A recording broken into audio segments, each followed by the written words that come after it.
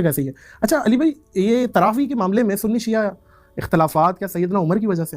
ظاہر ہے وہ اختلاف رائے جو ہمارے اہل تشیع کمیونٹی رکھتی ہے، اختلاف کیوں ہے؟ شیعہ حضرات تراویح کے معاملے میں اختلاف کیوں کرتے ہیں؟ سیدنا عمر کی وجہ سے نہیں ہے، سیدنا عمر کے ماننے والوں کی وجہ سے. سیدنا عمر کا تو موقف آلموسٹ شیعہ والا ہی ہے. یہ بڑی حیران کن بات جی. 2010 نمبر حدیث پڑھ لیں آپ صحیح بخاری کے اندر کہ سیدنا عمر سے پہلے نبی الاسلام کے مبارک دور میں آپ نے 3 دن تراویح کی جماعت کروائی، اس کے بعد نہیں کروائی. اور بخاری مسلم کے الفاظ قیام اللیل جی قیام اللیل، اس زمانے میں قیام اللیل کا ورڈ استعمال ہوتا ہے، تراویح بھی استعمال ہوتا ہے، وتر کی نماز بھی ہے. اس کے بعد نبی الاسلام کی وفات جب ہو گئی تو ان اٹینڈڈ رہا یہ معاملہ سیدنا ابوبکر کے دور میں. سیدنا عمر کے بھی شروع کے دور میں ان اٹینڈڈ رہا، لیکن لوگ ٹولیوں کی شکل میں اپنی اپنی جماعت مسجد میں کرواتے تھے. ظاہر سارے تو حافظ نہیں تھے. پھر بخاری کے الفاظ ہیں سیدنا عمر ایک دفعہ مسجد میں آئے تو انہوں نے کہا کہ کیا یہ اچھا ہو اگر میں ایک امام مقرر کر دوں اگر ان کو پڑھنا ہی ہے مسجد میں. پھر انہوں نے تمیم داری اور ابی بن کعب کی ڈیوٹی لگائی اور الموطا امام مالک نے کہ 11 رکعتوں کا حکم دیا. بخاری میں تو صرف ہے کہ ڈیوٹی لگائی، وہاں رکھتے بھی موجود ہیں. اور پھر اگلے دن جب آئے تو وہ بڑے خوش ہوئے، انہوں نے کہا یہ کتنا اچھا نیا کام ہے جس سے وہ بدعت بھی نکال لیتے ہیں. بدعت تو تب تھی جب نبی الاسلام نے نہ کی ہوتی. اچھا نیا کام جو میں نے جی سنت کو رینیو کے معنوں میں انہوں نے کہا. اور پھر آپ وہاں سے چلے گئے ایک جملہ بولتے ہوئے، کیا انہوں نے بولا اس سے بہتر مرد کی وہ نماز ہے جو رات میں اکیلے گھر میں پڑھتا ہے آخری وقت میں. جی تو سیدنا عمر نے خود تو مسجد میں تراویح جماعت سے پڑھی نہیں ہے.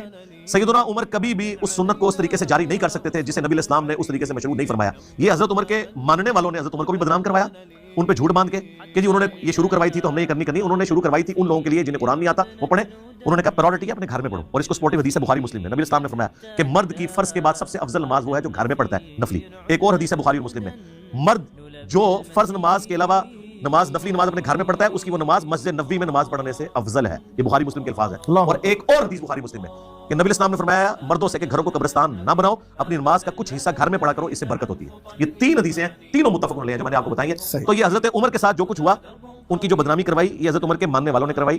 اب آ جائیں شیعہ کی طرف. شیعہ قیام اللیل کے منکر نہیں ہے. وہ کہتے ہیں رات کو قیام ہو، وہ کہتے ہیں یہ آرگنائز طریقے سے جو آپ نے شروع کروا کے اس چیز کو جو نبی الاسلام نے اس کو اس طریقے سے پسند نہیں فرمایا تھا. یہ جزوی بات تو درست ہے کہ بخاری مسلم میں نبی الاسلام ناراض ہو گئے جب لوگ جمع ہوئے نے کہا یا رسول اللہ میں جماعت کریں. آپ نے فرمایا مجھے خدشہ ہے تم پہ فرض نہ کر دیا. حضرت عمر کا موقف یہ تھا کہ نبی الاسلام جب دنیا سے چلے گئے تو اب فرض ہونے کا خدشہ تو ختم ہو گیا. آپ کی پسند تھی، حضرت عمر کی سوچ اپنی جگہ درست تھی. شیعہ نے جو اس کا ایک جز پکڑا ہوا ہے وہ بھی اپنی جگہ درست ہے. اس میں یہ غلوف نہ کریں کہ جو جماعت سے کروا رہے ہیں کو بدعت کر رہے ہیں. جو کام میرے نبی نے 3 دن میں کیا وہ بدعت نہیں ہے. اگر وہ 30 دن میں کرے.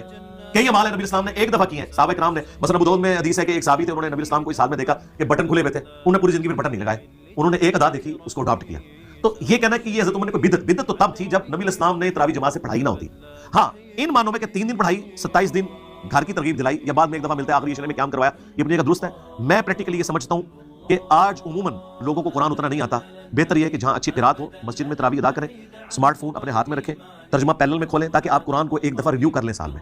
اور یہ ثابت ہے، صحیح بخاری میں زکوان تابی کے بارے میں آتا ہے، وہ حضرت عائشہ کے غلام تھے، وہ مصحف ہاتھ میں پکڑ کر اما عائشہ کو قیام اللیل کروایا کرتے تھے حجرے میں. ان کے پیچھے نماز پڑھتی تھی، ہاتھ میں مصحف پکڑ کے آپ قیام اللیل بھی کروا سکتے. اکثر دیکھا بھی گیا ہے کہ کچھ امام سامنے ایک پرومپٹر ٹائپ کی چیز یا پڑھ کے امام بھی اور مقتدی بھی کنسنٹریشن بھی لوز نہیں ہوتی. صحیح ہے. اور ترجمے والا کھولیں. میں یہ ریکویسٹ کروں گا ایئر فلائٹ موڈ میں لگائیں. یہ نہ ہو کہ پینل میں آپ نے واٹس ایپ میسج بھی دیکھ رہے ہو، نہیں وہ کنسنٹریشن لوز ہو جائے گی. آپ موبائل ترجمے والا ساتھ کھولیں، ایٹ لیسٹ آپ گو تھرو ہو جائیں گے سال میں ایک دفعہ. میں تو قیام اللیل کو اتنا انجوائے کرتا ہوں کہ 1 مہینے کے اندر پورا قرآن آپ کا ریویو ہو جاتا ہے. ویسے عام حالت میں آپ کتنا روزانہ پڑھ لیں گے؟ 2 رکوع 3 رکوع اگر آپ نے سمجھ کے پڑھنا ہے. ویسے تو آپ نے بوڑھی عورتوں کی طرح پڑھنا ہے تو جتنے مرضی پارے پڑھیں، اس کا اینڈ رزلٹ تو کچھ بھی نہیں نکلنا جب تک کہ ہمارے